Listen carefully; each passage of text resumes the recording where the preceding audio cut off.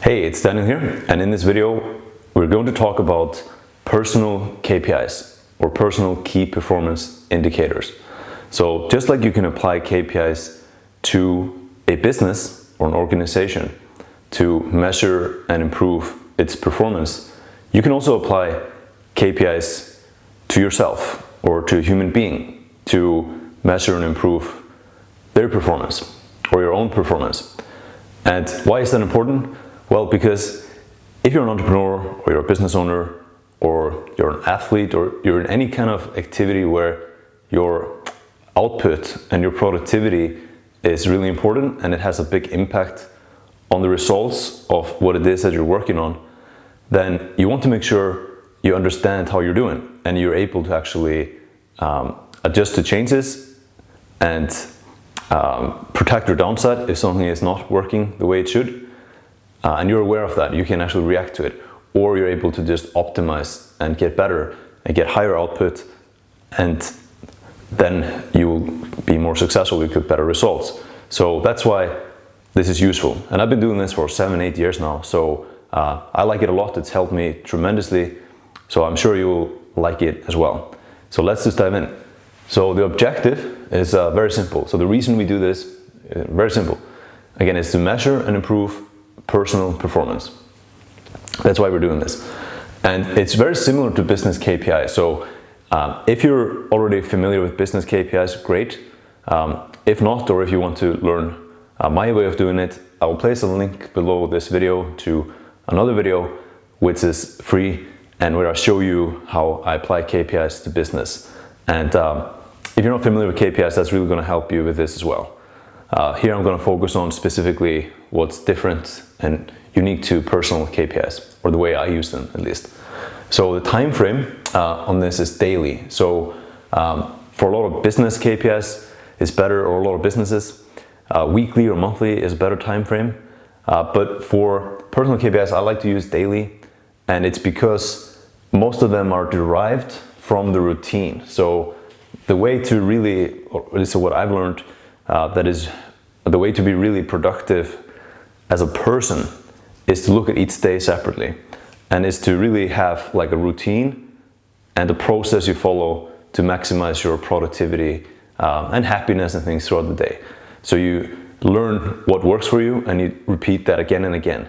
So if you know what routine works for you, what's a good routine, you know what that looks like, how you can be very productive and have high output, then you can structure that into a routine, and then you can measure that routine with KPIs, and basically you can see how you're doing, right? So you can see if you're falling off track, or you can find ways to improve and become more productive. So it's very important, so you are able to understand and be aware of the situation and how you're doing, and you can catch yourself if you're slipping, if you're falling off the rails, going off track.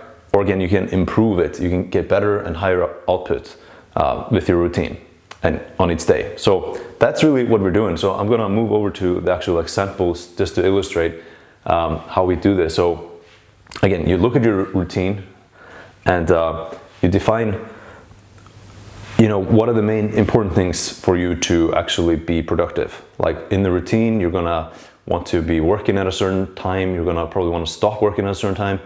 You're going to be doing certain things, depends on you, to remain productive and happy and things like that. Just basically performing at your best. So you can now actually put that into a tracker, a key performance indicator tracker that you monitor each day, and you measure yourself, and you see whether or not you're hitting those targets and things with your routine. Whether you're staying on track, you're following the routine properly, or if you're going off the mark and you need to adjust. Or if you, again, want to improve, you can also improve that. That's the main thing. So examples of what I measure. First one here is sleep, start and end. So I'll measure like when I actually go to sleep, what time, and when I wake up. So everyone's different. For me personally, I kind of struggle with going to sleep early and waking up early. I'm more like a night owl. So it's important for me to actually be aware of when I'm going to bed and when I'm waking up, because it's very easy for me to start to go late, right? So go to sleep later and later, wake up later and later. I always gravitate in that direction. So this helps me, correct myself and stay on track. So the metric I'm using here is time. Really just what time is it, right? And I'll include a link to a free tracker template as well below the video so you can see how this works in action. The link will be below this video, but I'm just gonna show you some examples. And then again, you can see how to actually apply it into a tracking system through the free resource. But yeah, sleep start end time, one thing. Another example is biodata. So if you use like a Fitbit or an Oura ring or something, you can actually pull some of that data out of that application and track it as a KPI. Now, whether or not that's useful for you, obviously it will depend, but you might wanna monitor some key health statistics, and you might define a level where you wanna be at or you wanna improve it. But then if you can, if you go from the baseline you wanna be at, something is not working or you're not doing something properly, or maybe you're sick or something, so I can help you catch those things and correct it and be aware of it. It's gonna be useful. So this will just be some kind of a data point.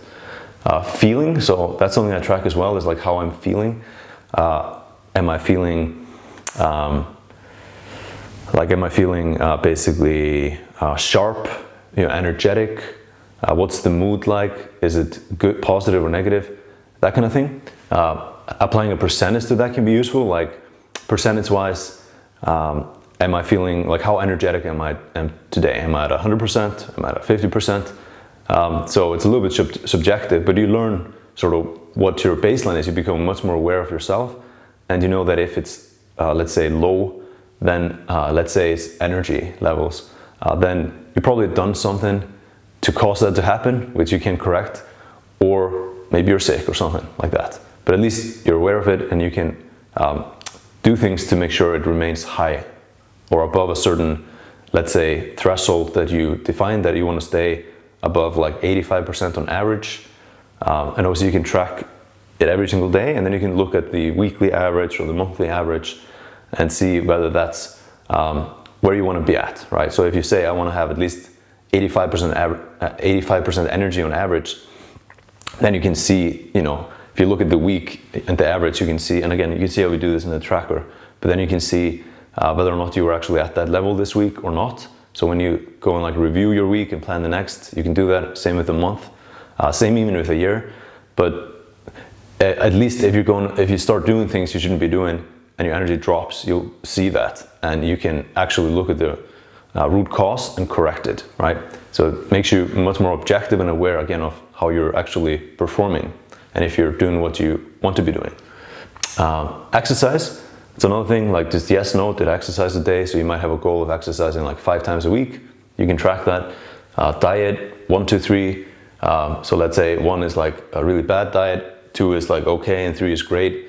And let's say you want to be healthy, then you might aim for 3s, and you might say I want to have at least like an 18 each week or something like that.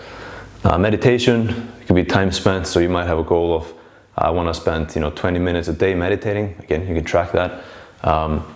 Work start end, so similar to sleep start end, when do you start working, when do you end working? For me, again, I have more of a problem with like ending late, and actually stopping early enough, because that helps me stay with the times and the routine. If I go too long, it tends to mess everything up, so everything gets too late. But I just have a tendency to want to work into the night and things like that. So something you can track can be very useful. Same obviously if you want to start working at like 6 a.m. you can obviously track that and make sure you're doing that. Work duration, time spent, that's a good one as well. If you want to spend 8 hours a day or 10 hours a day working, well, you can track that. Output percentage and focus percentage, I like those two, because sometimes you can be working for 10 hours, but your output might not be 100%. Like you may have been working for a long time, but you may not have been very productive in terms of what you produced and output. And again, this is a little bit subjective, but you can learn, to measure this, plan your days, and understand that this is 100%, this is 50%. based on like how much stuff you actually got done, basically. I know this about myself, like what's at 100%, and I'll be honest with myself if it's not 100%, I'll be able to quantify it, and it becomes more and more objective over time because I really understand what it looks like for me. Same with focus, like how focused was I? Did I spend every single minute when I was working doing what I was supposed to be doing, or did I spend an hour on YouTube, right? That's a good metric as well. So you can give yourself a percentage. Habit, so if you want to form a new habit, I like to do this. Usually I have one habit that I'm trying to reshape or adjust or improve. Then I can track that, like yes or no, did I actually stick to the habit today or not? So for example, not opening your phone until in the afternoon or like 4 p.m. or something could be a habit you want to do, so you spend less time on your phone, for example. Then you can track that, yes or no, did I do that? And obviously see if you're doing it or not. Study, so time spent studying, that's something I like to do, is like I want to spend at least like 7 hours a week studying something. I think it's totally worth it, sometimes more. So I like to track the time I spend actually studying, and if I'm actually studying as much as I want to, because it's very easy to forget to do that or not make time for it. Plan tomorrow, so I like to plan each day in advance. So at the end of the day, I like to plan the next day. So that's something I track as well, is yes, no, did I actually do that, take the time to do that, because it really has a big impact on how productive I tend to be the next day. Something I've learned through the KPIs, right? So the output and the focus, having a clear plan coming into the day will really help me bring that up.